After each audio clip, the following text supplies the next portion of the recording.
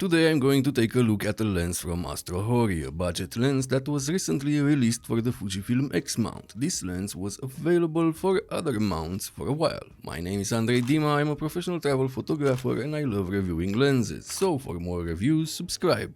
This AstrHori 27mm f2.8 lens is very well built, the body is metal, only the caps are plastic, otherwise this lens is all metal.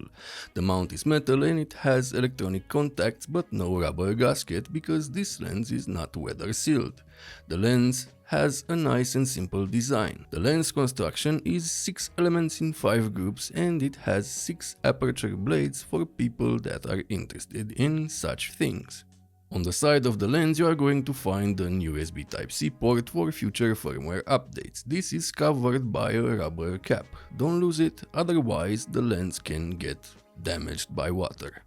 The focus ring is nice, made from metal, turns smoothly and it is very well damped. It also rotates infinitely in both directions because it is electronic. Sadly, it has no aperture ring, but I get why they did that. To keep costs down, it is a budget lens after all. It has a 49mm filter thread and a minimum focus distance of 30 cm. Good, but more on this subject later. The lens weighs only 170 grams. The AstrHori 27mm f2.8 balances very well on my X-T5 and other Fujifilm cameras. It is a lens that goes well with any camera because of its compactness. It's not a pancake lens, but compact enough. The autofocus for photography is fast and reliable. I use the lens on the X-T5, so if you use it on an older camera, you may have different results than me. I used this lens for a while and after going through all the photos I found just 2 missed shots. That is very good for a budget lens.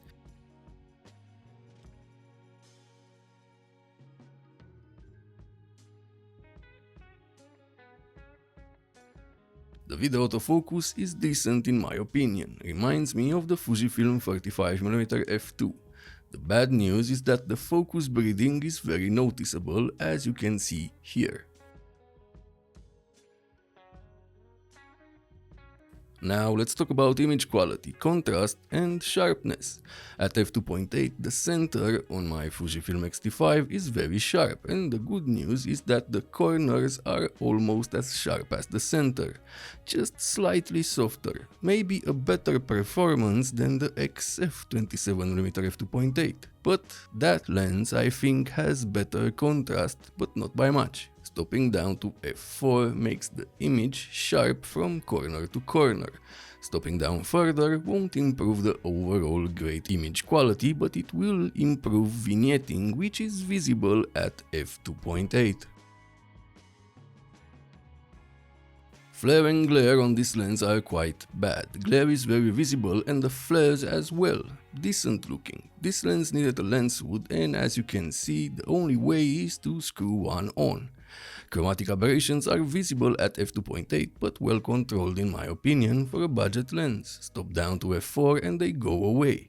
The same with longitudinal chromatic aberrations. They are visible at f2.8 and go away at f4. But again, a good performance. I've seen worse on more expensive lenses. Now let's take a look at photos taken at minimum focus distance. As I said earlier, the minimum focus distance is 30 cm. That is good in my opinion for a budget lens. The image quality wide open is slightly soft but still with good contrast and details. Stop down to f4 for great sharpness.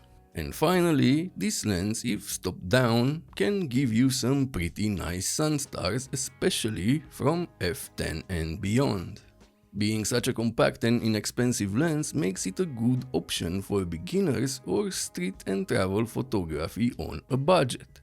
This lens paired with an older Fujifilm X camera should be a great starting point for anyone.